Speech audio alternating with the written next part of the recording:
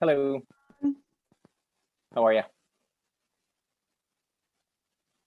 How are you? Great, thanks. Probably change your name, huh? Do they have you as a co-host yet, or do I have to do that? Okay, yeah, I'll just do it right now. Oh yeah, you're co-host. Yeah.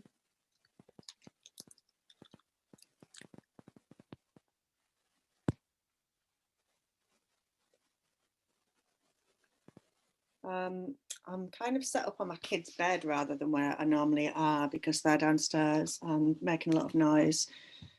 So I thought it would just be better if I came upstairs, but Not a problem. yes, means I'm a bit balanced, but I might try and get a better setup in a minute. Okay. Um, So in terms of like switching off from slide to slide, you're gonna provide the initial sort of background, right? The questions about whether it works or not based on your research. yeah. I'm gonna share screen just so we can see it and go through it. So yeah, let's see.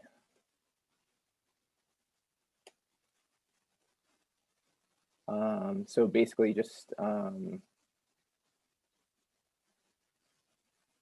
yeah, I'll do till the end of but do they work? Okay. And then and I'll do that. Sorry, I'll do why consider moving. Yep. And then you start on slide 7, like how you actually did it. Okay.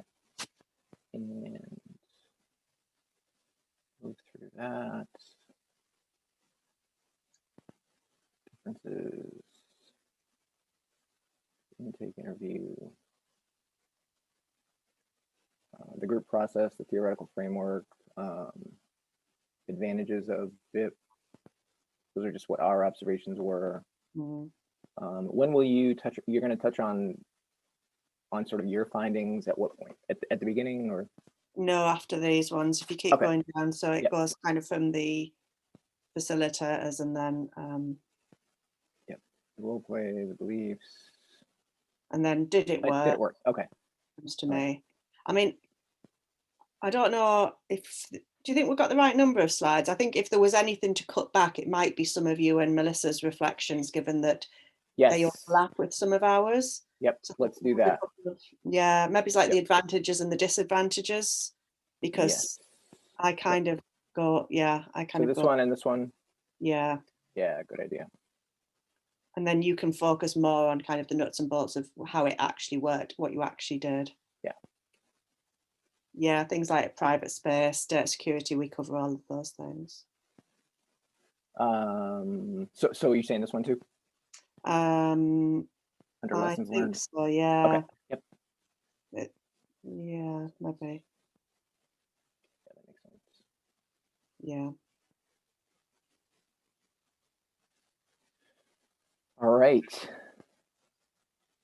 So yeah, jump in at any time if you have something to add to. Yeah, that's good. Okay. Well, anything else you wanted to see here or no? No, I don't think so. That's good. All right. Oh, and it I looked on the upload files and there was only space for one upload, and I thought I wondered if you'd want to do your the research that you guys did. Yeah, I tried to upload it. I tried to upload our website, actually. There was an option to kind of add web link, but I couldn't get it to upload. I don't think it matters because we can just pop it in the chat, can't we? All right. Yeah. Yep.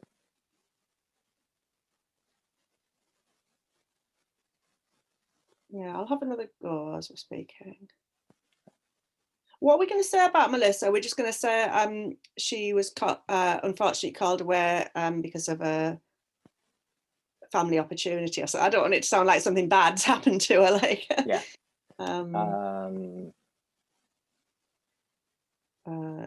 We could say due to an unavoidable diary clash, unfortunately, Melissa's not able to be with us today. Yeah.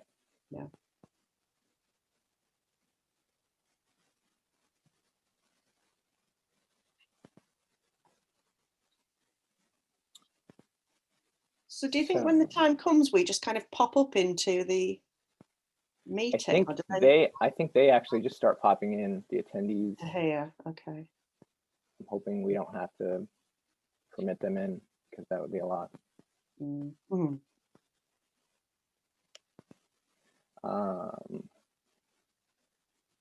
See, now I've never seen the live transcript option because we've never used this version, and I wonder if we should do that. Should we do a live transcript as part of this or no? Like, is that can do, because there will be kind of people coming perhaps for whom English isn't their first language. And I'm assuming that it works. Like, I mean, I've never, but I don't know, because I was looking at the polls, and yeah, there's not really the opportunity to do a poll, it seems. It just says, and enter your questions for the speaker. yeah, for the speaker. I know, I saw the same thing. Yeah. It's as if it's from.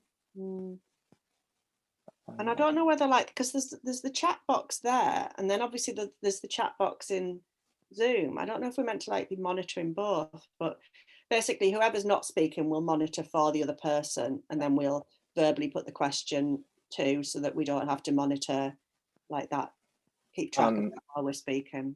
All right, so this says live transcript, enable auto transcription. We want to trust that, go with it. It's up to you. You could always put it on and then turn it off if it is really bad. Okay. And there are our words. Yeah. Sometimes it doesn't like my accent.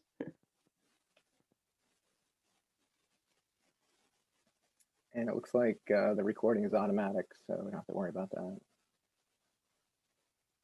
Yeah. Right.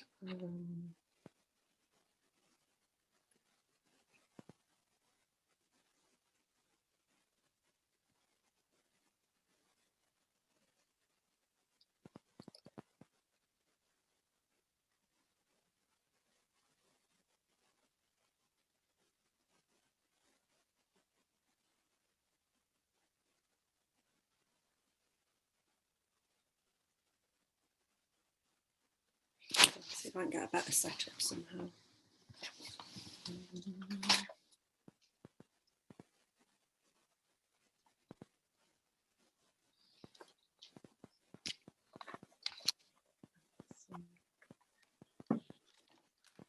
This just makes me look like I'm in a nursery. I know. Pandemic life. Yeah.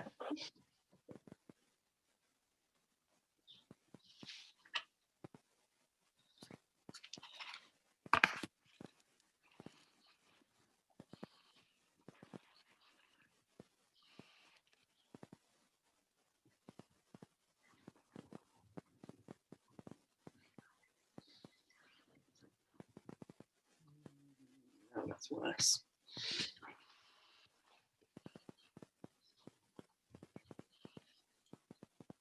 That's maybe better. Does that look okay? Apart from the random kids light. At least it matches my earrings, actually. Yes. Who has access to the slides then? You've uploaded the slides.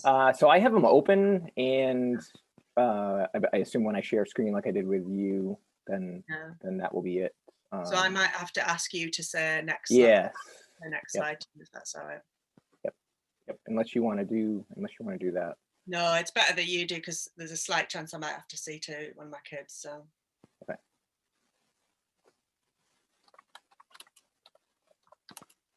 I'd hate to leave you stuck on a slide, right? Like really having to make the point over and over.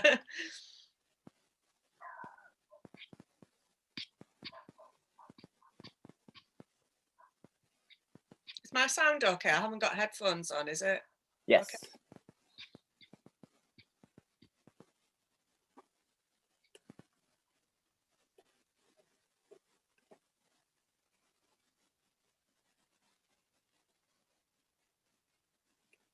We're evaluating a new service over here for like a trial. They're calling it an RDAP, like a remote domestic abuse perpetrator program for it's for like an organization called CAFCAS, which is like the Children's Child Contact National Centre. Yeah. So it's for men who don't currently have access to their children, but have been told to go on a program before they can be reassessed to see if they can have access to their children or not.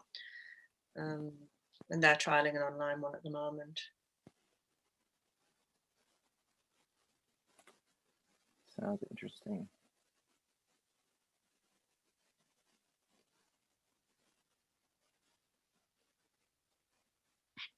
Do you want a link for your university, like on the title page? I don't really mind because I can just pop some stuff in the chat. Okay.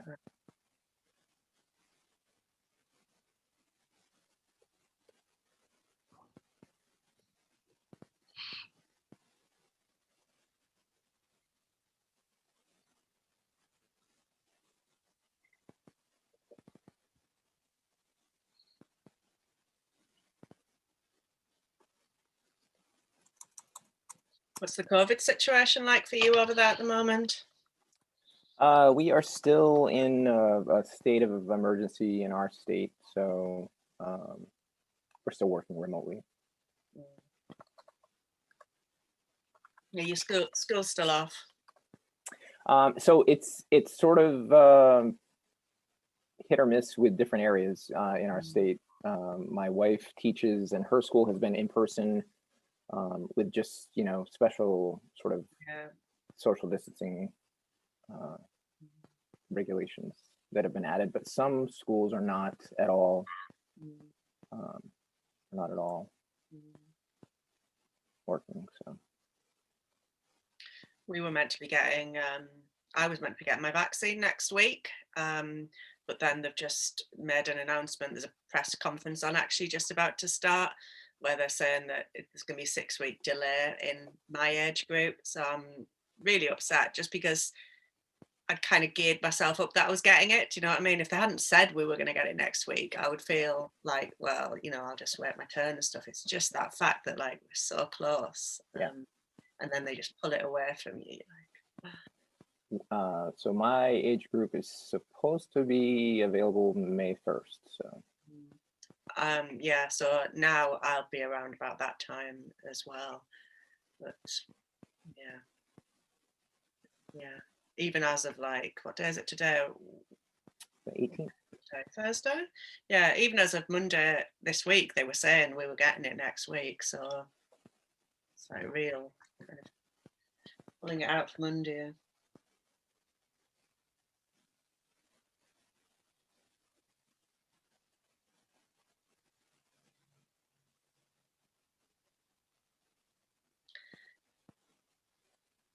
And so I have a question for you. If nobody shows up, we start at 1, right?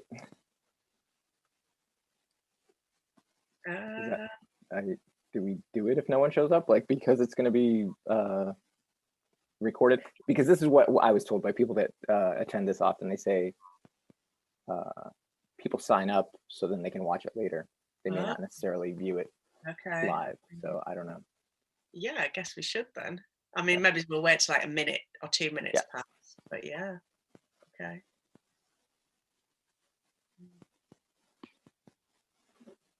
It's gonna be a bit weird if we just do it to each other for the first full 90 minutes, but yes.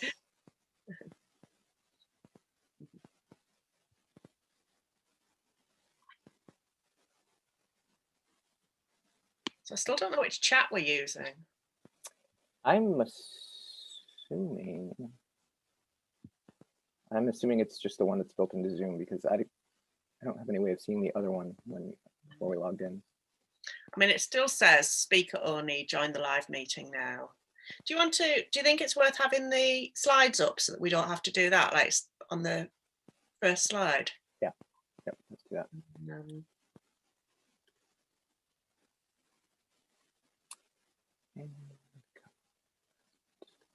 Good thing you told me to do that, because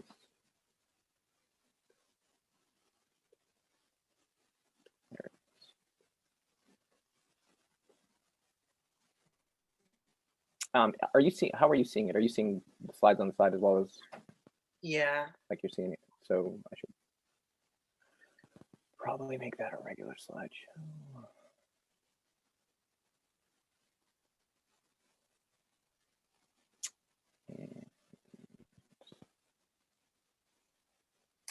So, okay. That look Yeah. right to you? Okay. Yeah, that looks good. One thing I'm noticing is it might be a challenge with me having the slides up for me to see the chats. I think they come down from the top. Yeah, so that's yeah, so you would find it difficult to monitor mine as well. It may be doable, but it may also be challenging. Okay. Let's see how we get on. Actually, can you just send a test chat so I can see how it pops up? Yeah. Okay, so it does pop down,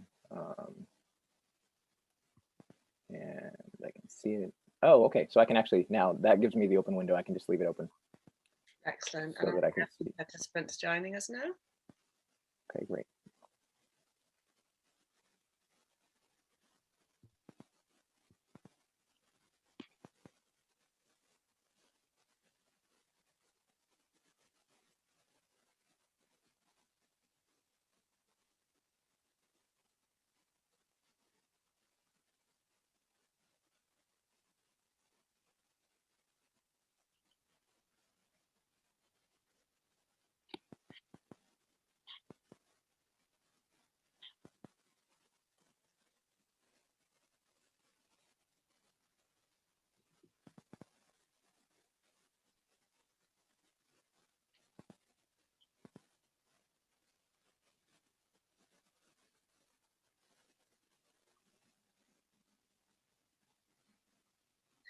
Hi everyone, it's great to see you. We can see a few names that we recognise and a few names that we don't, so that's great. Obviously everybody's more than welcome. We're just going to wait approximately another minute or two and we'll start at about 3 minutes past.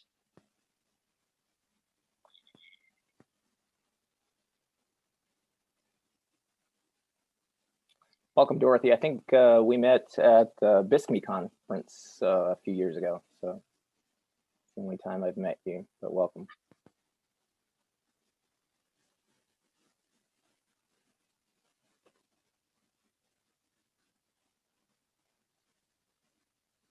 We were actually going to ask people if they wanted to use the chat function to introduce themselves, their interest in this session, or where they work, or their involvement in anti-violence work.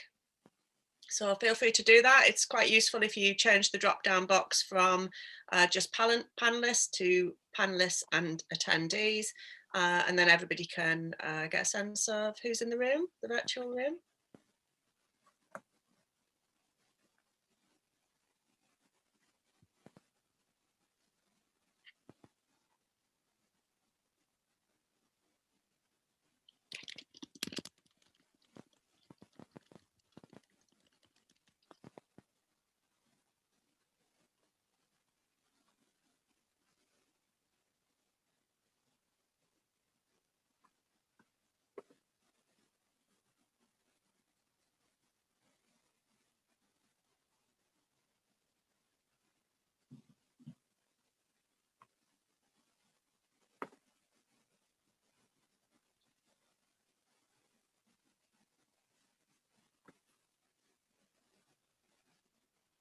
So do you think we should start, John?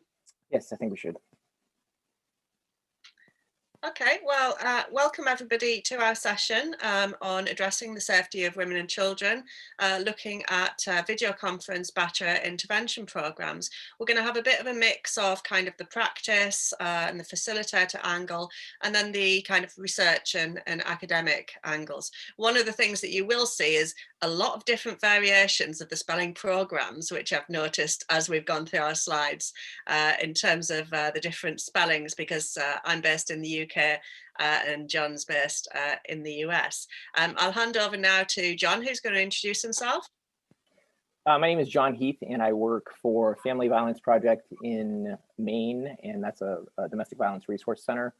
And I also teach a video conference BIP class for Pathways to Family Peace, which is a program of global rights for women.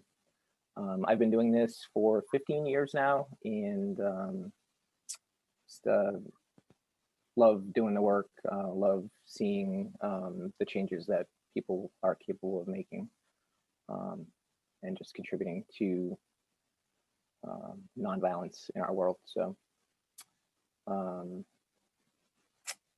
thanks for joining us. And I'm Nicole Westmoreland. I'm a professor of criminology at Durham University in the UK, where my most recent work has been looking at domestic violence perpetrator programs, as we call them in the UK. Been doing some work on men's involvement in the anti-violence against women movement generally, how to encourage more men to get involved in this area of work. I will just say as well, obviously I'm at home, we're in lockdown in the UK and my kids are here as well. So there is the chance that I will be interrupted, and I'm actually sat on one of my kids' beds at the moment. If it looks unprofessional at any point, it's because of the context that we're in. So as John says, welcome everybody to the session. We're going to be spending the next 90 minutes together. We hope that you will be interactive with us by using the chat function. And this is broadly what we're going to be looking at. We're going to be looking at generally kind of an open introduction to battery intervention programs and some of the evidence around whether they work or not. We'll just spend about 5 or 10 minutes on that.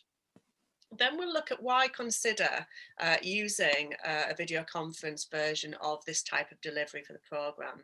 We'll look at what a video conference battery intervention program looks like, whether the pilot program that we looked at worked, and then we'll widen it up a bit to think about, you know, we did this work, we did this evaluation first of all before COVID-19 was a thing, and we'll spend the last half an hour looking at what next. How does COVID-19 enable or complicate what we've already found? So what are battery intervention programs? We can see from the list of attendees that some of you are facilitators yourself or managers on battery intervention programs, but we're not sure that everybody has that background. So we thought we'd just start kind of at the beginning and give kind of a general overview. So battery intervention programs, also known as terms like domestic abuse perpetrator programs, DAPs, domestic violence perpetrator programs, DVPPs. Those are the two commonly used phrases in the UK. Men's behaviour change programs, MBCPs in Australia.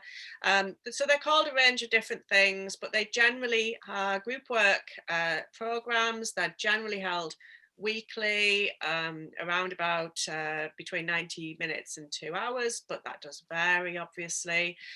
Somewhere between around 8 and 12 participants, usually men, but there are specialist groups as well for different groups of people, for example, for women who've used force.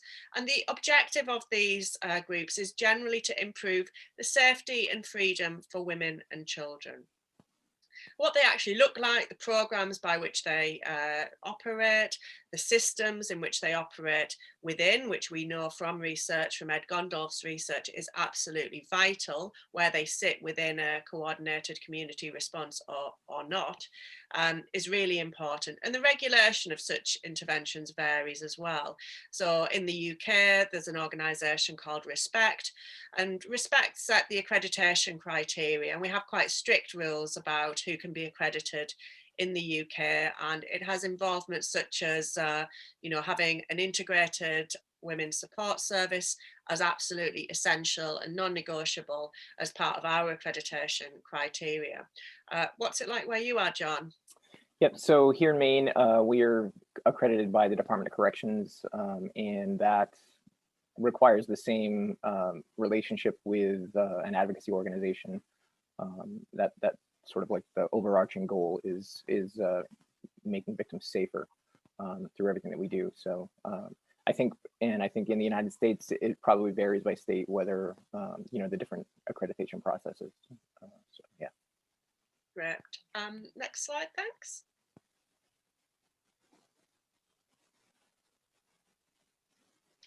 Okay, so then the question is, of course, do they work? And it's a really hotly contested area. It has been in the past. I think it probably is still today. And when we look at different research, we see that research finds different things. So I think one of the reasons why it's a hotly contested area is that you can always find a man who hasn't changed. So you can always find women's advocates always have plenty of examples of times when things haven't worked out well, when their partner or ex-partner has attended an intervention program. And those cases are often kind of used to say why we shouldn't have domestic violence perpetrator programs. Research, widespread research, has also shown very different findings. So some research, for example, has found very little change, if any. Some other research, for example, our own, has found that they can change some elements of men's violence against women and girls. We argued in Project Mirabelle, we being myself and Professor Liz Kelly, we argued that it was really important to kind of look at what success meant. So not just ask, do they work? We have to think about, well, what does work mean? You know, and there's kind of minimal and maximal measures about what works could mean. From the minimal, we could be looking at something like, has there been any more police call outs? And that has been the kind of the outcome measure of some of the research evaluations into the effectiveness of batterer intervention programs. But obviously, if you're looking at something like police reports, we know that that isn't a good or an accurate measure of repeat victimisation in partner violence cases. We know, for example, if the police gave a really poor response on the first attendance, that the woman might be far less likely or make a very definite decision, well, I'm never ringing the police again. So there's a lot of different factors that can be involved in using police measures as the measure of domestic violence abuse and the measure of re-victimisation. In Project Mirabelle, which was a multi-site longitudinal study in the UK, we were adamant that we weren't going to use police reports at all because we were so sceptical about their usefulness as a tool of measuring repeat victimisation. So we asked a group of women and men and also a group of programme facilitators and some of the funders of these programs what they thought success meant. And from this, we developed these 6 measures of success. And these 6 measures of success, one of them is freedom and safety from violence and abuse. But the other measures contain things like respectful communication. So where partners had separated and there were still shared children or shared businesses or whatever, a lot of the women were talking about they just wanted respectful communication. They wanted better parenting. They wanted awareness of self. They wanted the perpetrator to understand the impact that their behaviours had had on them, their family and their children. So these were some of the things that we found were important to the participants in our pre-study. And these measures of success have been quite widely adopted. They are mentioned in some Council of Europe documents. They're mentioned by the Victorian Commission on Family Violence as kind of one of the ways that we can start to understand the potential impacts of domestic violence perpetrator work in a wider way than just looking at was there a further act of physical victimisation or was there a police report? And when we applied these measures then to our longitudinal research, we found actually that the programmes were very effective at ending physical and sexual violence and abuse. So the physical and the sexual violence ended for, in some cases, for all of the women quite quickly. However, the emotional, the financial abuse, the coercion and controlling behaviours, some of the harassing behaviours did continue in many cases. I mean, I should be clear that it did reduce overall, but in some cases this was still continuing in up to half of the women's lives. So, you know, we're not claiming that batterer intervention programs are some kind of magic pill. We're not saying that they are the full and total answer to ending men's violence against women. But what we are saying, I'm speaking for John here, he can speak for himself, but certainly what I'm saying is that they are one intervention that can be useful within a coordinated community response where you already have adequate services for women and children, where you have an integrated programme that is working alongside women's advocates, and where you've got men who are ready to choose to change. Next slide, thanks, John.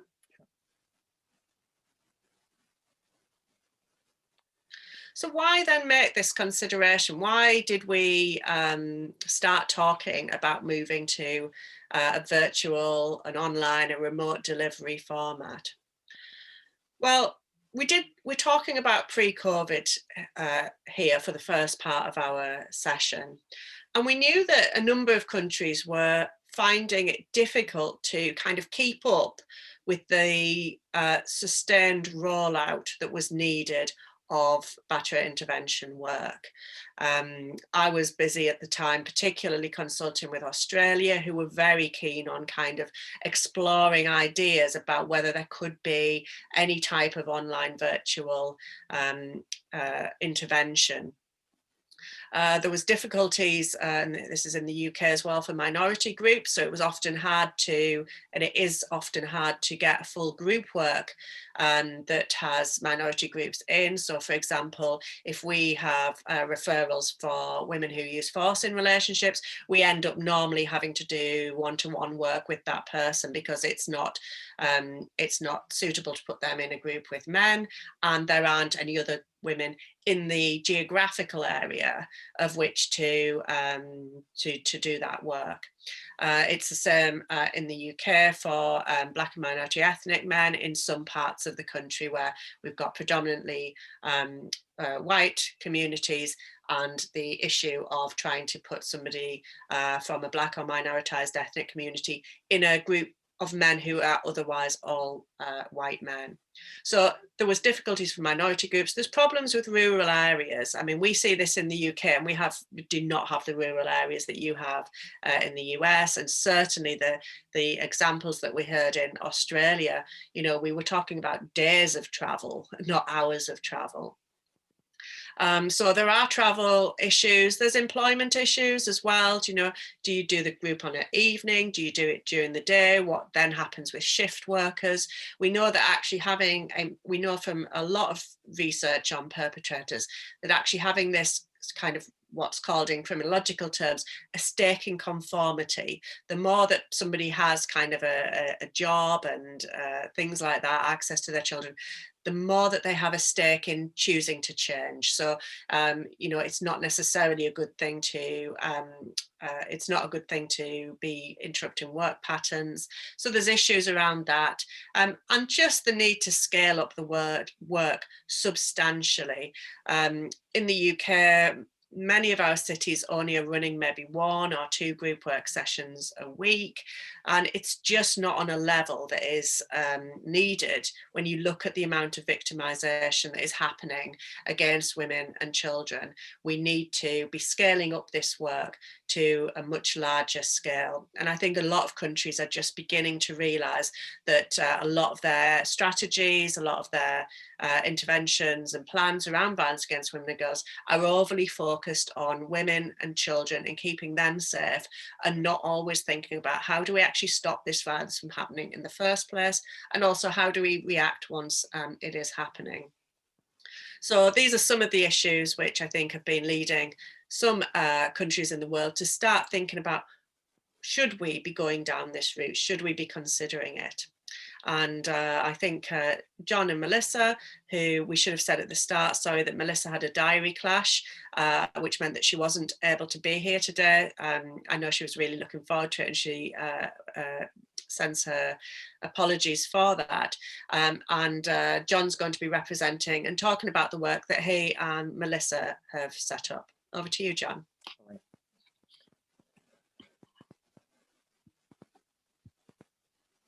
All right, so Melissa, I met Melissa at trainings here in Maine when her and Scott Miller from the Duluth program came for trainings. And in talking, we realized there are quite a few similarities between Minnesota and Maine in terms of the rural nature of the state. And we noticed that set up some barriers to getting to group for people. Not like Australia for days of travel, but we routinely had men that traveled 2 hours and within the same county to get to a class. So we decided to put together a video conference software class This is about a year and a half ago now, and initially we reached out to folks on the Aquila listserv and other colleagues. There was quite a discussion around the pros and cons of it. And I think the mainstream sort of notion about it was to not give it a try.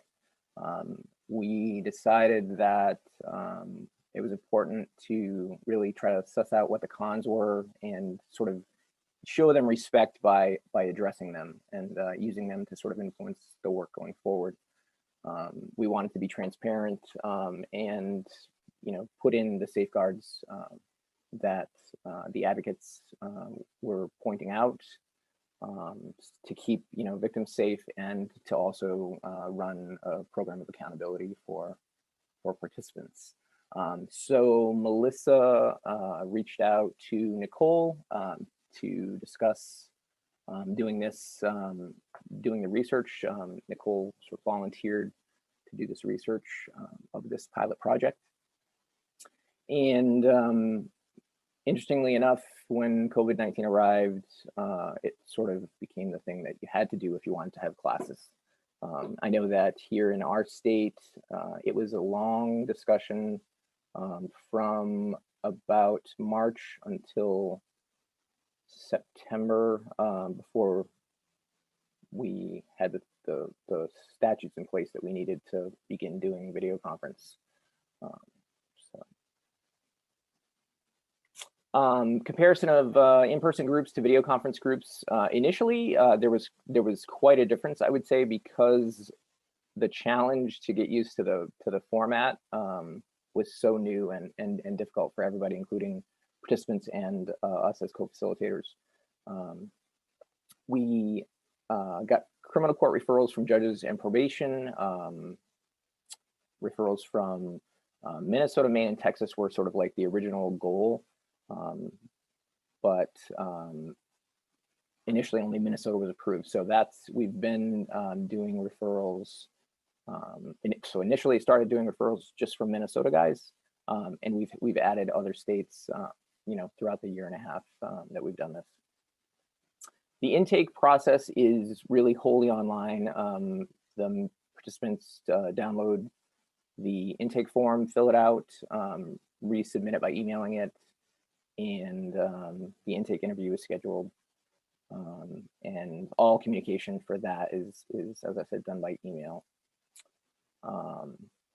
The intake interview is done individually by phone, and we will often set it up as a Zoom meeting so that we can make sure that the participant can, is able to understand the technology and use it and doesn't have any barriers that way. Initially, when we started the pilot, we had a policy of no cell phones or using your data because at the time, the platform we were using GoToMeeting, and it was fairly limited in terms of its ability to sort of transport bandwidth of what we were doing. The audio would break up often if people were using any kind of data or anything like that. So during the intake, we review the rules, technology requirements. We make contact with local victim agencies and the victim of the offender. Melissa will interview victims and just explain sort of like what our process is to keep them informed. We use the Duluth Models DAIP curriculum, and we also use the Addressing Fatherhood with Men Who Batter curriculum that was written by Melissa Skaya, John Downing, and Laura Connolly. We match sort of normal in-person groups with always having a male and a female co-facilitator. The benefits that we noticed were almost instantly that we had several men that their job took them out of the state and sometimes out of the country. And Melissa at times had to go training out of the country, and none of our classes were interrupted because, you know, we had a man that logged in from Switzerland. He then traveled to Colombia with his job and never missed class because of all that traveling. We do the logging of the men's sort of input into the class, control log, quality log, and just notes from what they're saying. So we'll either bring up a Word app or use the whiteboard that is part of the Zoom. And we try to end with a reflection question every week, and then we email the men the notes from class that are de-identified and the reflection question as part of that.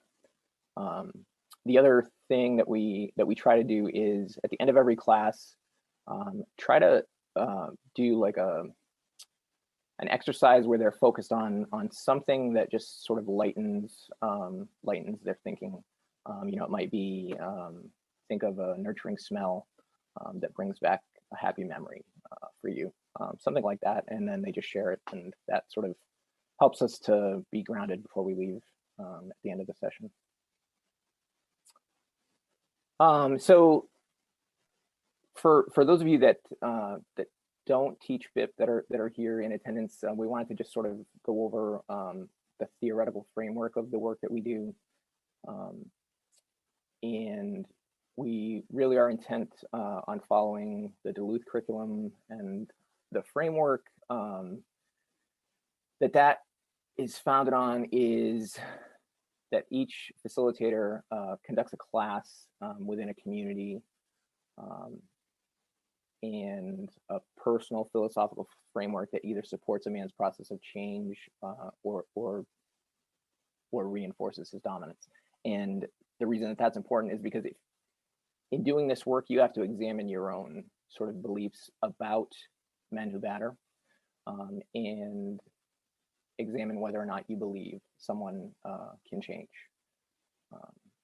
And it's important. I've always found it important because I've done advocacy as well.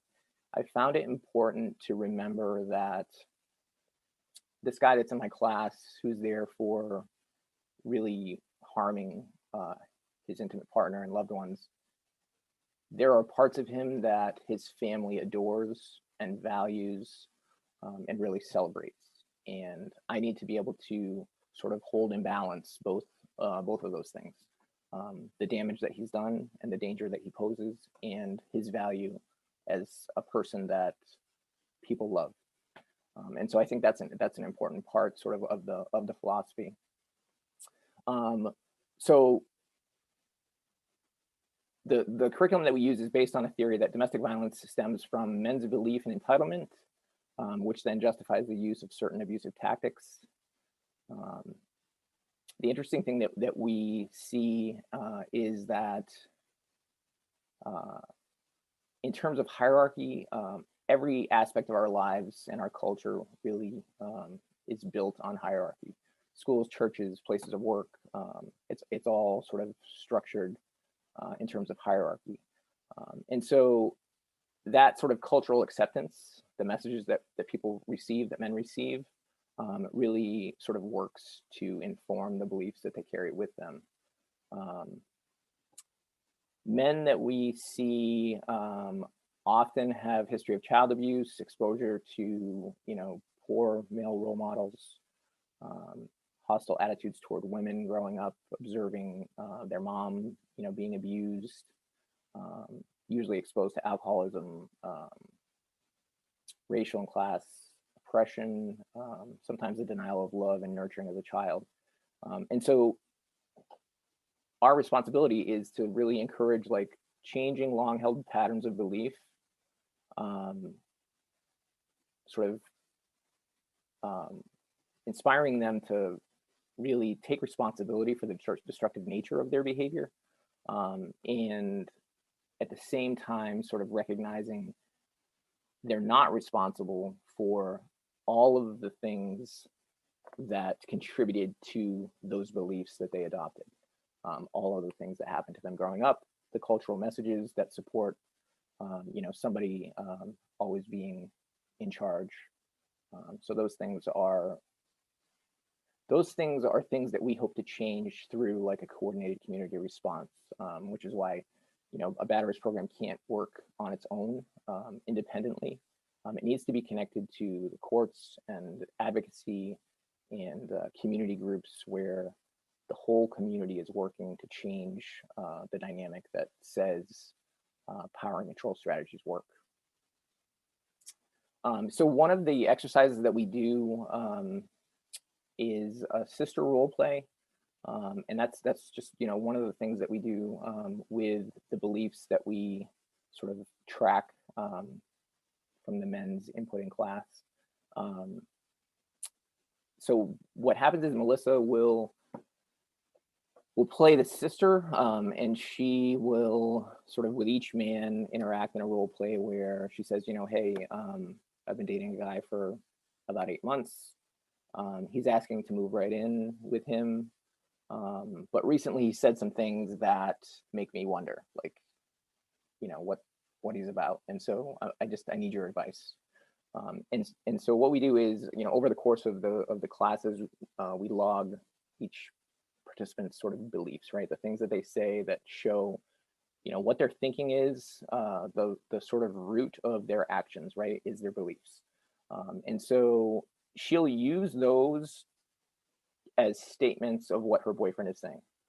And it's just it's a really cool process to see the way that the men are responding to these statements. Sometimes you'll see sort of recognition in their faces that, oh, I've said this before myself, but generally when initially the role play is going on, they're just adamant that she shouldn't be around a guy like this. You know, this guy sounds like a control freak. You know, this guy is dangerous. On and on and on is his, you know, their advice. And then at the end, we'll sort of let them know these are taken directly from this class. Like, these are your words. You know, this is your thinking. And generally, you'll see sort of like men, you know, saying, that's not the kind of guy that I want to be. Like, I need to figure out sort of a different way of thinking. So some of the examples, she makes me do these things. Cheating is a thing all guys do. Objectifying women is a thing all guys do, and it's nothing. My behavior is who I am. She doesn't get to question me. I don't have control of when and with whom I flirt. It just happens. Females can't be trusted. If I put my all into women, I will get hurt again. The way other people see me is more important than how I actually am. Admitting to things I have done means I look stupid, and people then think I'm a piece of garbage. Resolution for us, meaning him and his partner, means that she needs to agree with me and think like I do. I'm a better person at making decisions because I use logic. Women make more emotional decisions. Men will make more empirical decisions. The odds are men are right more often than women. I will show the world I am in no one's pocket. I don't have to listen if she's telling me something I don't want to hear. My partner is not my equal because my partner is not my equal because she doesn't use logic. When I am done hearing what she has to say, it is time for her to quit talking. And so those beliefs often come out when we're using the equality log or the control log, or just in discussion when people are talking about their behaviors, their views of the world. They come out really all the time in conversation. And then I think it's so important for a facilitator to be able to recognize men's beliefs and sort of really track them and write them down, because they're so important, because you can be sure the men are not recognizing them as beliefs or as, you know, anything that's important at all. And so after men have been in, you know, this going through this process for many weeks and, you know, trying to see how they need to change their thinking in order to be nonviolent and sort of a respectful, loving partner. We see beliefs like these are examples that are given by men. Being respectful makes life a whole lot easier. She is smart, intelligent, as valuable as me, and we are equals. She does a lot of nice things for me out of love. I don't see her amazing qualities when I am disrespecting her. My partner's feedback is important, and she won't feel safe to give it if I use intimidating behaviors. My way is not always the right way. I am responsible for myself and how I react to situations. My partner has a right to be with someone who is open and honest. My size is intimidating, and she feels safer. Oh, sorry. She feels safer when I sit down and really listen to her. So at the end of the weeks, the program, at the end of the program, we do an exit interview with men, and often we get really important feedback from them.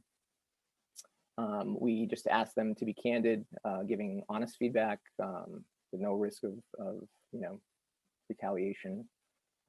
And oftentimes they are really candid and give us good advice. But I feel like this is an important thing in terms of evaluating your program and its impact on the people that you're serving. Back to you, Nicole.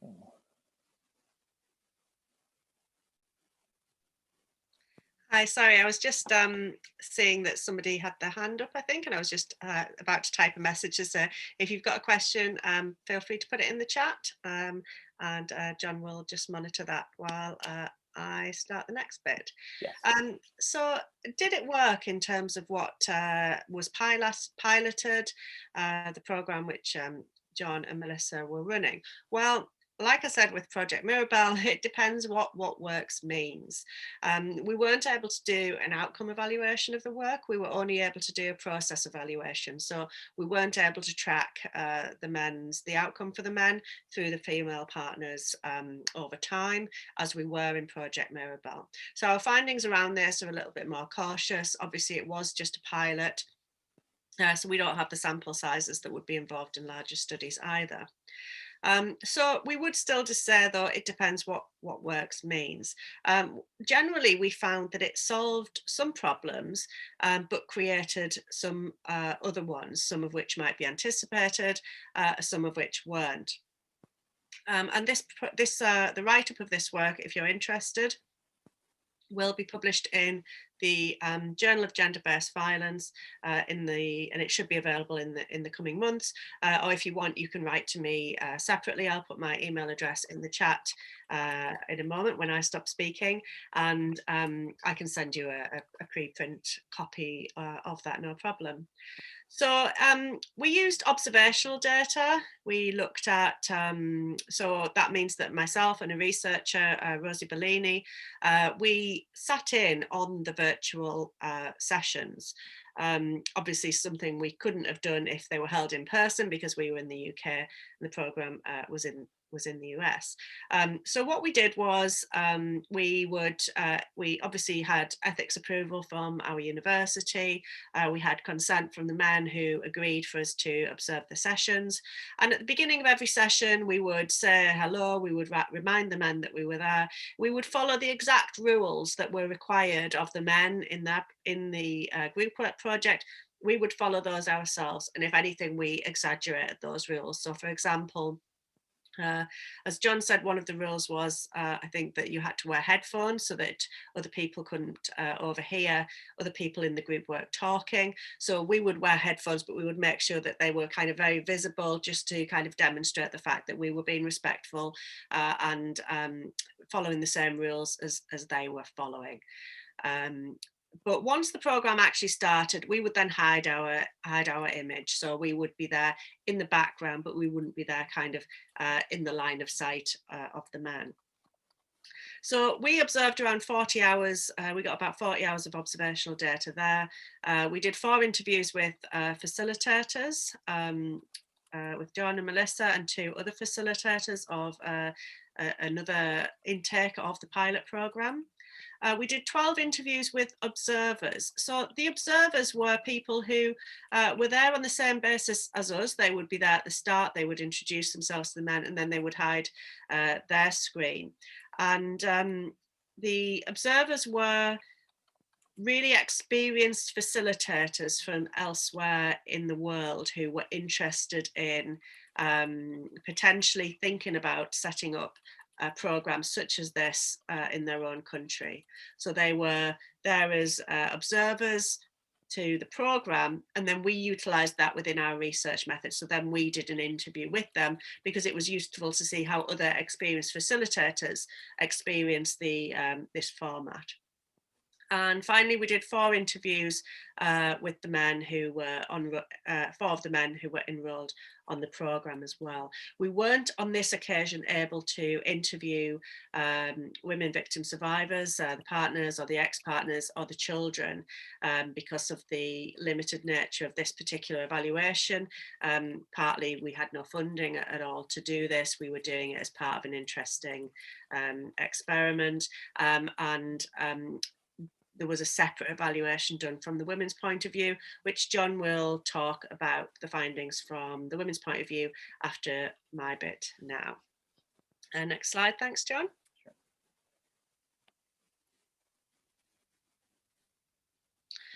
So in brief, we found 7 opportunities and challenges.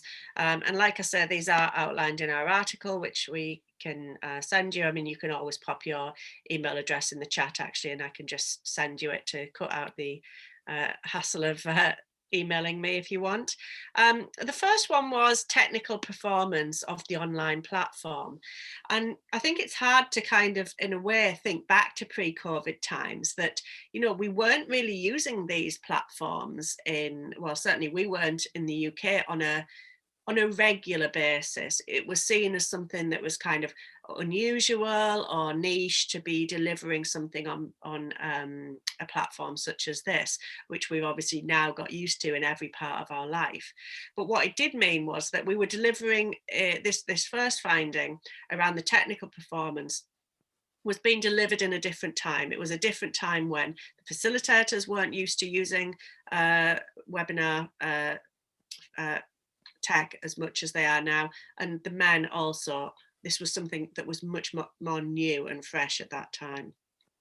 Can I interrupt just real quick and say, at one point we even tried to write on like paper sort of tablets behind the camera to take notes instead of using any kind of tool from the online application. So. Yeah, it was kind of a hybrid approach, wasn't it? It was kind of some on paper and some on screen. And I know Melissa had a whiteboard that she physically wrote on and held up. You know, this wasn't very long ago in terms of time, but it was in terms of kind of development.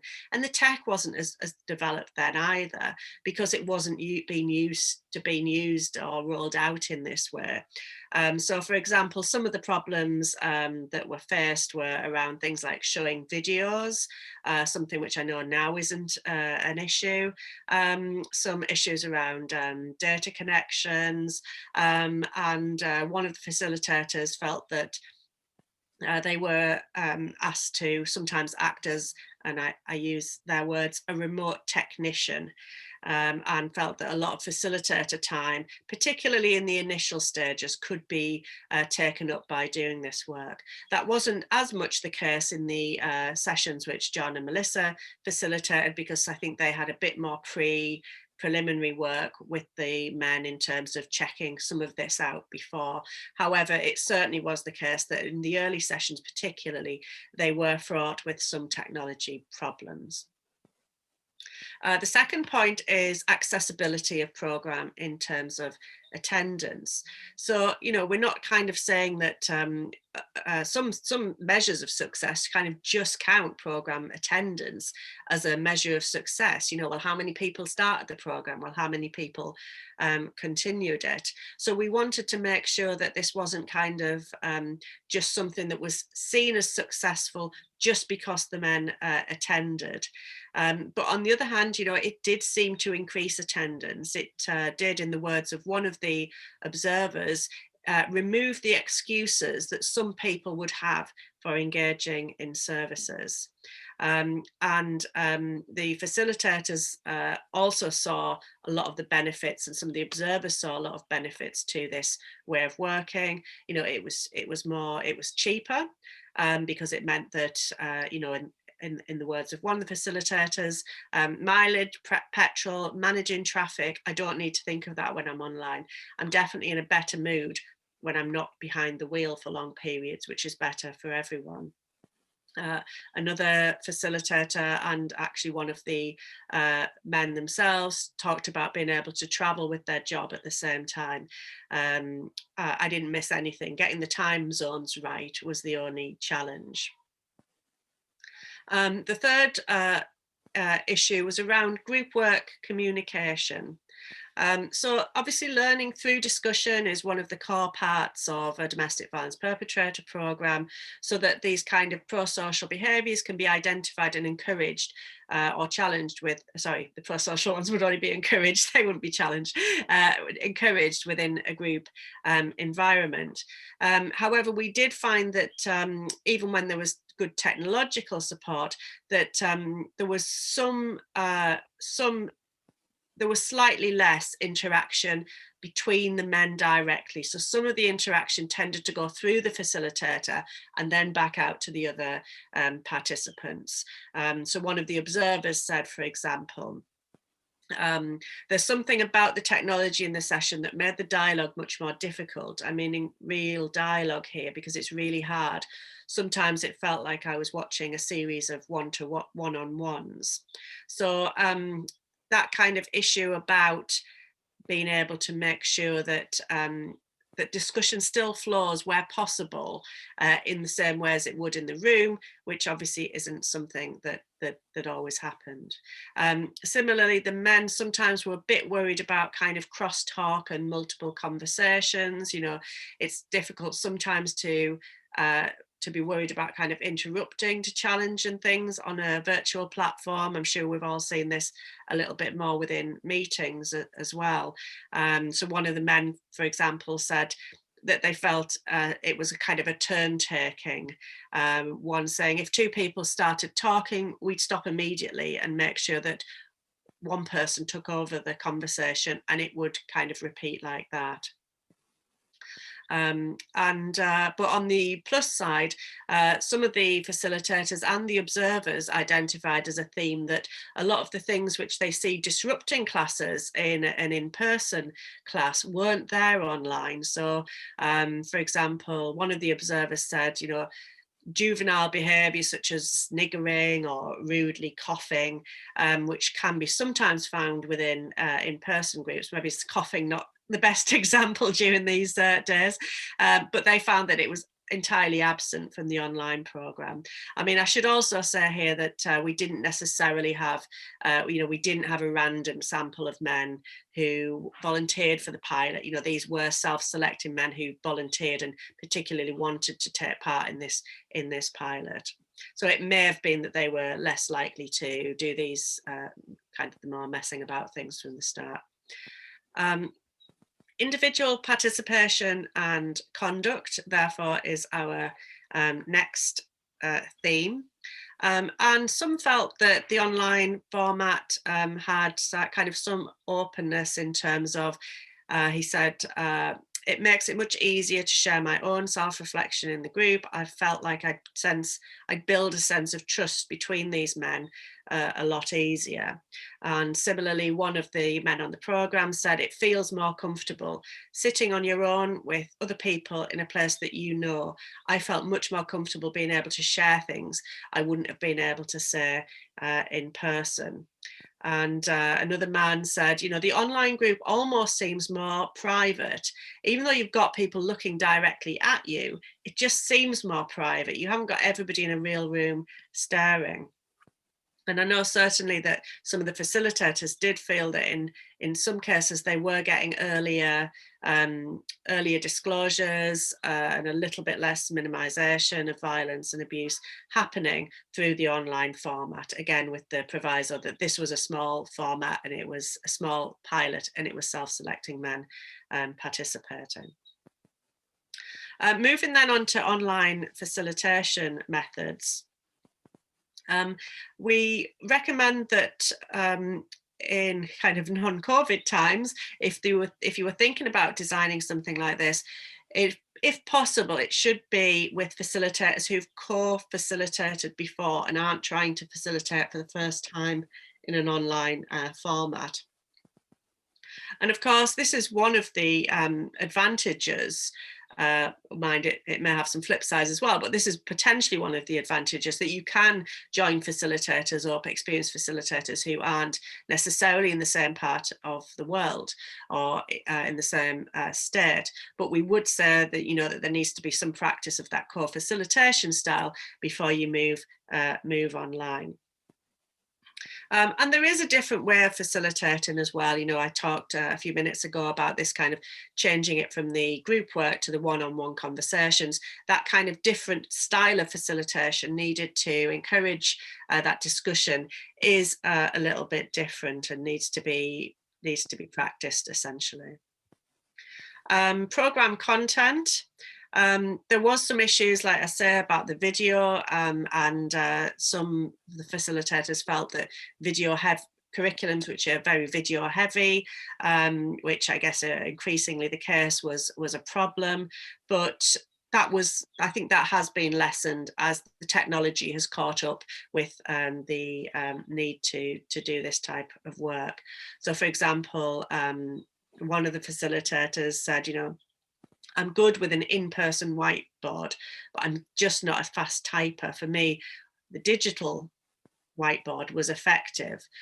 Once the other facilitator got into a flow, it's a solid log of everything that's happened in the session. You don't have to take photos of physical whiteboards. Moving on then to the seventh theme, the risks associated with online programs.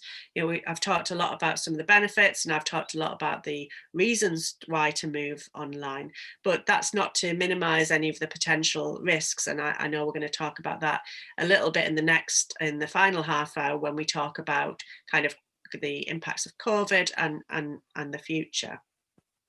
So there were issues about kind of engaging in what one of the men called new kinds of bad behaviour that are normally disallowed in in-person group. And this included, you know, examples of men trying to drink alcohol, either openly or discreetly hiding it in a mug or a water bottle, smoking cigarettes, attempting to multitask, and things like that. And because you couldn't actually smell alcohol on a man's breath as you could in a group work program, you know, it's more difficult to know whether they are intoxicated at the time of the program. So these are some of the challenges. There were also issues sometimes with listening in, and I know this has also been a challenge during COVID times. So one man in the program described how he identified that his partner had been listening into the sessions. So the man that we call Troy, he said, yeah, so she would throw things back at me like, you said blah, blah, blah, when we were arguing, things like I was confident I'd only said in the group. So yeah, she was listening in and I had no idea, and I challenged her on it. So there is the issue of having potentially more conflict started if there is listening in by the partners or ex-partners of the group work session. So that's one of the issues. Obviously, some other issues are, you know, concerns around people recording or screenshotting discussions, and also some potential issues around the personal safety of staff. We sometimes found kind of the men, because they were already engaged with the facilitators online, they felt that they were more kind of connected to them online. So might get, for example, a friend's request on Facebook or contact through other social media methods. So these are some of the things to consider. Okay, I think I'm going to end there on the opportunities and challenges and ask John to take us to the next slide, please, Sure. which I think is you giving some of the input from what women said in a survivor impact survey. Yep. So last year, there was a Maine Coalition to End Domestic Violence did a survivor impact survey, and so some of the key themes that came out, and it was related to partners' participation in BIP in Maine. Some of the key themes: survivors attributed changed behavior to a variety of sources, which again, really, I think BIP is not standalone. I don't think it ever was intended to be. Survivors who engaged with victim advocacy services found those services helpful and effective, and in some cases, life-saving. Survivors needed practical help that addressed their needs.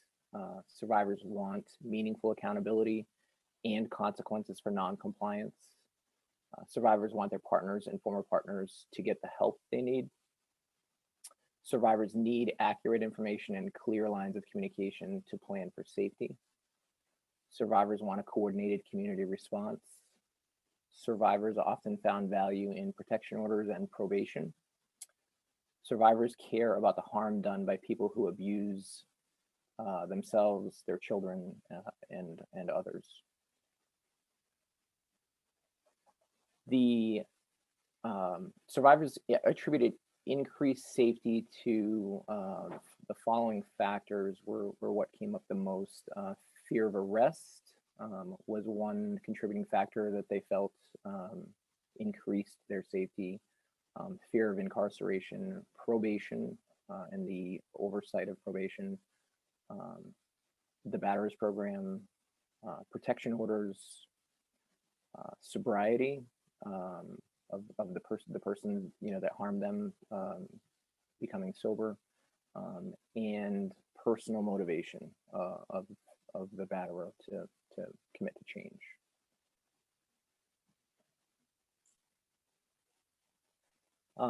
And so, I mean, in a post-COVID world, I'm not sure exactly. I know that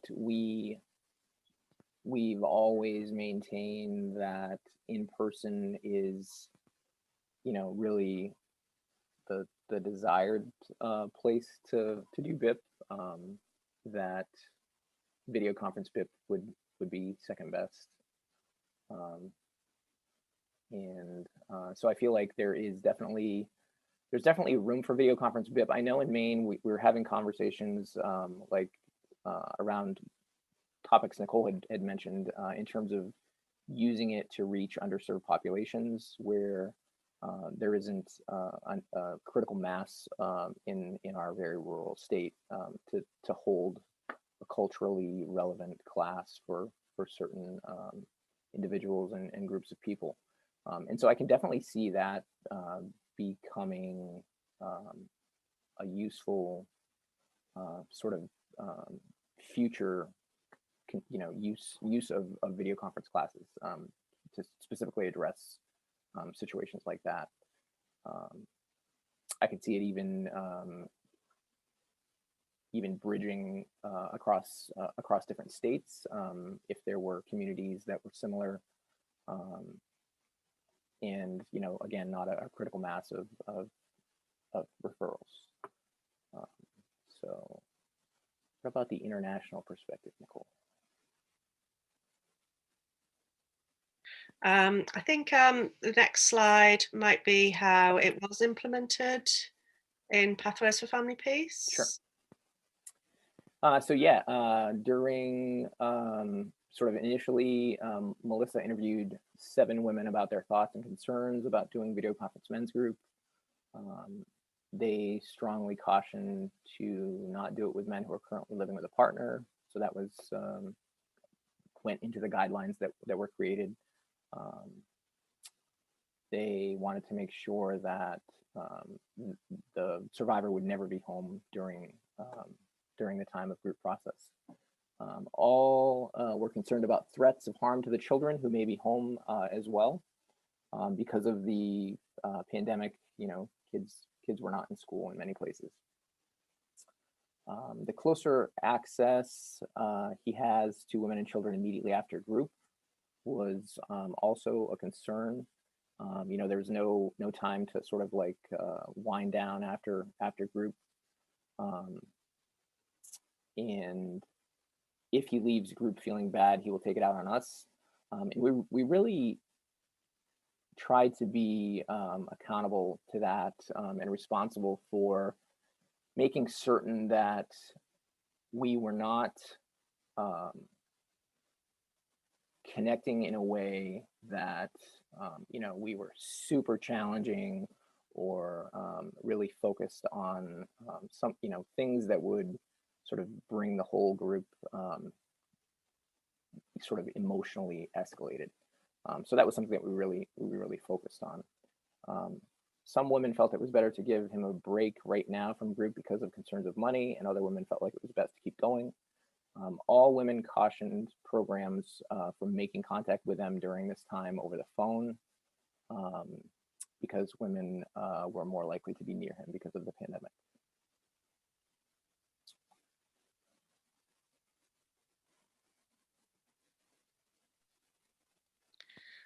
So we also looked at kind of the shifts that had happened in terms of COVID-19 and in terms of how 3 countries in particular had managed that move online, whether in fact they had done that or not. So we did 36 interviews with people who were facilitators or managers of programs from the US, the UK and Australia. And we found a number of differences in terms of the approach, and also, as you would expect, some similarities as well. If I have a look first of all at funding and financial difficulties, we saw particularly a difference in the terms of how the US moved much more quickly to delivering online programs, linked partly with the fact that it tends to be kind of participants who are paying for the programs, and by them not paying and not attending, this was really kind of putting the whole organisation and its future at risk. So we've generally found that programs in the US moved more quickly online than they did in the other in the other countries. In the UK, many of the programs are grant funded, so we don't have we have very, very few programs where men are actually directly paying the program to attend. So it's a different, obviously, form of delivery. And this was the same for Australia as well.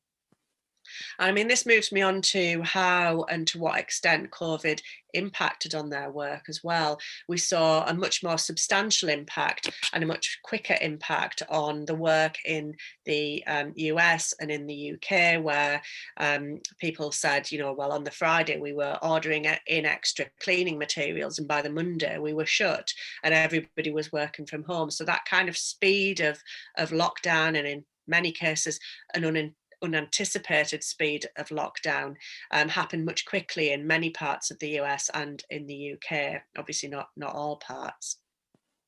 In contrast, you know, when we asked one of the facilitators in Australia what impact COVID had on their organisation, you know, he said, well, I found it really difficult not to be able to shake hands with my clients, you know, so it was like an impact of a completely different scale to what some other parts of the world, and indeed in some parts, in other parts of Australia, were dealing with at that point. One of the other differences was how much consideration had previously been given to using remote technology. So, for example, in the UK, one of the facilitators said, you know, digital service delivery was at the fringes of work with men, though we did use phones to do work with some women. Somebody from the US, you know, we didn't even think it was an option, as we didn't have the time or the resources to think about it as an option. Versus in Australia, where considerations and discussions around the potential of opportunities for delivering work online were already very much being discussed within circles in terms of networks and in terms of government in Australia. So, for example, one of the participants said, well, digital delivery has come up and it's been floating around for a while. And another said, you know, more organisations generally were using digital means to deliver services. In fact, more than we realised. Another issue that we saw was that there was a difference in terms of organisations which were part of an umbrella body versus organisations which were standalone organisations. So I don't know whether you have this so much in the US, maybe, yeah, I think you do. So kind of where a battery intervention or a domestic violence perpetrator was kind of being ran, but it was part of a wider network of services. So for example, it was part of a wider women's advocacy service or a children's safety service or, you know, a Catholic or other faith-based organisation. We saw that the decisions that managers had to make were less. So for example, if you were just running perpetrator intervention works, you know, those people had to go really back to the start and make decisions about, you know, what platform we should be investing in. And a lot of those kind of decisions, which were quite difficult to make if you hadn't considered this topic at all in the past. Whereas we found that where programs were part of an umbrella body and they just made those decisions for all of their interventions. So they just go, okay, we're buying an organizational wide Zoom license or something. That meant that they were able to kind of move on with the more specific nature of how could this work in terms of our intervention, rather than having to kind of sort out those bigger organizational considerations. And certainly we saw a lot of kind of what we've called like decision fatigue in organizations where they were standalone organizations, or if you were the manager of a really large organization running several interventions, you know, it's just been really difficult to just keep making those decision after decision after decision. On to the next slide, thank you. So those were the differences. We also saw a lot of similarities as well. So in terms of things like access to technology, this was an issue. Things like age, both of the facilitator sometimes and also of the men attending was sometimes an issue. That's not to stereotype. Obviously, there's variety within all groups, but generally speaking, younger people were seen as more considering that this might be a possible way of going forward. And privacy and access to technology obviously being a massive issue, especially when it comes to access to webcams and screens that are big enough. And especially, I guess, during times of lockdown when children have also been trying to share screens and multiple family members have been sharing devices. So this was an issue for everybody. Staff morale, vicarious trauma, and the blurring of work-life boundaries was an issue during COVID, and it's an issue to think about also when doing, if you're thinking about doing this type of work outside of COVID times as well. So just that kind of infringement of your work into your home life. So for example, one of the participants in Australia said, I was very concerned at the staff's well-being, all of that extra vicarious trauma. We need to be a lot more careful about how we look after them. There's a massive detrimental impact on their well-being. We enjoy physically being together and working together as a family. Somebody from Australia said, you know, I mean, I did a presentation in my bedroom for 250 people, and I didn't quite want them there. So that kind of intrusion into your home life. Limited engagement with women's groups and coordinated community responses was unfortunately a theme across all 3 countries, and it continues to be a theme now, a year on, in some work which we're doing in the UK. There is not enough engagement with women's groups and other coordinated community elements of the coordinated community response.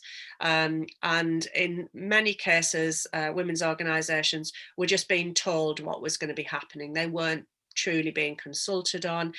Some of the women support workers in our most recent study talked about feeling like an afterthought, or feeling like they were just a box there to be ticked to say, yes, we've consulted with the women's advocates.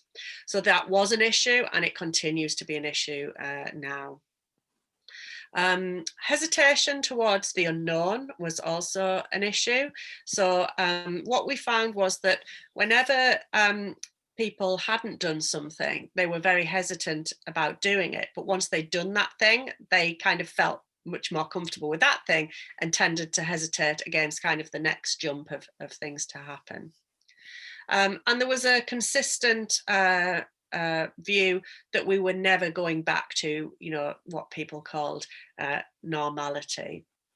So people said, for example, a lot of the coordination work, they didn't see some of the multi-agency working happening again in person. They certainly didn't see a lot of the training happening routinely in person anymore. They didn't see, sadly, and I hope this isn't true, events like this happening so much in person anymore. They saw a lot of international travel, maybe good for the climate, if not good for our souls, in terms of a lot more zooming in for cross-country training in particular in the future. And also a lot of groups saying that they expected to have at least some form of online offering in the future. So, you know, we didn't speak to any groups that said, yeah, we're never running another in-person group ever again. But many of the groups were saying we're going to be exploring hybrid approaches, you know, where we have a couple of in-person groups and then a couple of remote groups and then back to the in-person, or we're going to have 1 in 4 groups online, or we're going to offer in-person sessions, but we're also going to have a separate offering of remote delivery interventions as well. So a lot of people saw COVID as a big change in terms of how they were going to plan to deliver their services in the future. And the final point is that, and this does end on a high note, I think, that many people felt much more connected both to the national and international sector. So they just felt that they were connected in a different way to other people who were doing similar work to them. So, for example, somebody in the US said, you know, despite us being more socially isolated than ever, I've never felt more connected to bodies internationally that are actively offering information. So there was a big coming together of groups during this time who perhaps hadn't worked and hadn't discussed things and worked together in the past, really learning from each other and being, you know, providing solidarity to each other. Somebody in the UK said, you know, before COVID came along, we didn't do a joint sector meeting where everybody comes. You didn't get to hear the problems firsthand. It does feel like a family environment. You don't feel as isolated because you're chatting a lot more with people who are doing this kind of work. And once you get to see someone, there is more of a connection because there's less guesswork. So this is one of the positive things that has come out of this way of working, this kind of feeling and learning from each other more as a sector of behaviour change programs. I think that's our last slide, is it, John? I think it is. So this is the information if anybody wants to contact Pathways to Family Peace. It's got the details of Melissa, who is Director of International Training at Global Rights for Women, which this programme now sits as one of the programmes under. John's details, and I'll pop mine in the chat. We also, at Durham University, we run a research centre called CREVA, Centre for Research into Violence and Abuse, where we regularly hold webinars on topics relating to violence and abuse. So if you haven't got enough webinars in your life or enough talk of violence and abuse in your life, then you're very welcome to join us for more events. Like this one, I think you can sign up. If the time zone doesn't work for you, you can sign up to the event, and as long as you're signed up, then you will receive the recording of the event after the time. John, have we got any questions in the chat, or would anybody like to put any more questions in the chat? We do have 17 minutes left. Yeah, so Patricia says, we've heard a lot about how COVID has led to an uptick in violence. Do you have any insights into this escalation? Or did the men that you work with share some of their frustrations or reasons for abuse related to COVID? Have those risk factors been studied related to COVID? The information that I have here just from the state of Maine is that that there was an increase in calls to helplines, and right now, as sort of courts are coming back online, there's a large number of domestic violence cases that are being heard. So it does seem like there was an uptick in domestic violence during this time. I'm not sure, Nicole, if you had more information on that. Yeah, I mean, the main study that I did that feeds into this was actually around male victims of domestic abuse who were being abused by, in most cases, their female partners or ex-partners, but also in some cases, wider family members. And we definitely in that study found that there were specific forms of like COVID-specific violence and abuse that were happening. I don't know whether this was the same case for female victims, but I'm guessing it probably was. So we saw, for example, examples where the perpetrator was working within healthcare systems or within care homes and like threatening to bring COVID home to deliberately infect the victim. We saw a lot of kind of health-based anxieties, increasing controlling behaviours. In terms of kind of whether somebody is allowed out or not, kind of using COVID as one of the rationales for that. And we saw a lot more homelessness as well, where normally people would move out to perhaps their parents' or a friend's address and weren't able to do that, or were able but didn't want to put those people at risk. So I think we've definitely seen the forms of domestic abuse change also as a result of COVID. You know, there were some concerns about there were men that were keeping children, weren't honoring sort of parental rights and responsibilities during the times when we were quarantining at home. You know, citing that they can't bring their child back because it's a risk, because of COVID. So, but it was clearly a manipulation. Yeah, absolutely. Any other questions, comments from folks?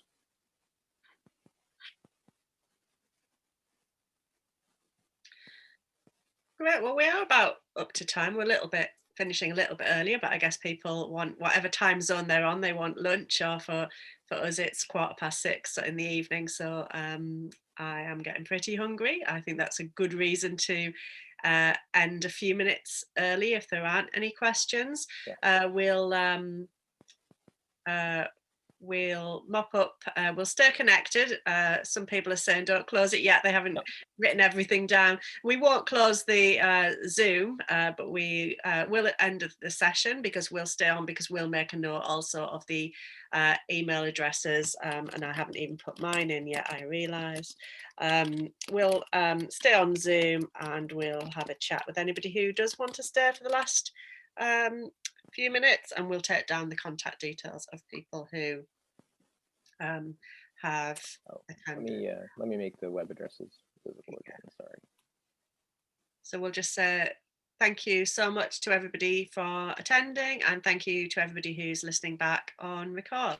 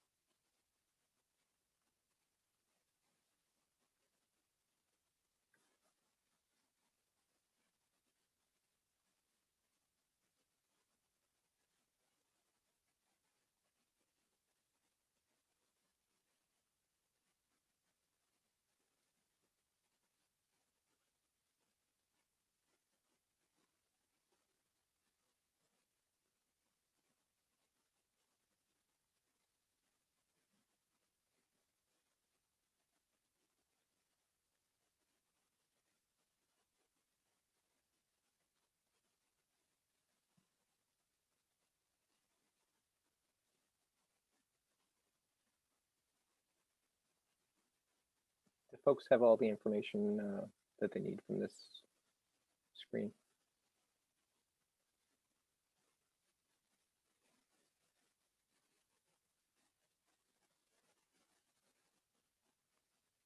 Problem.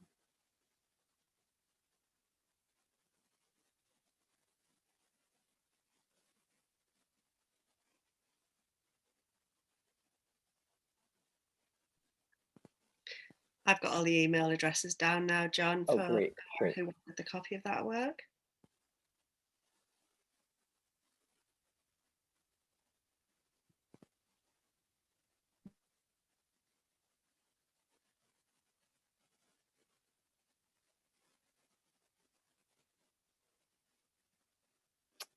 You're welcome. Thank you.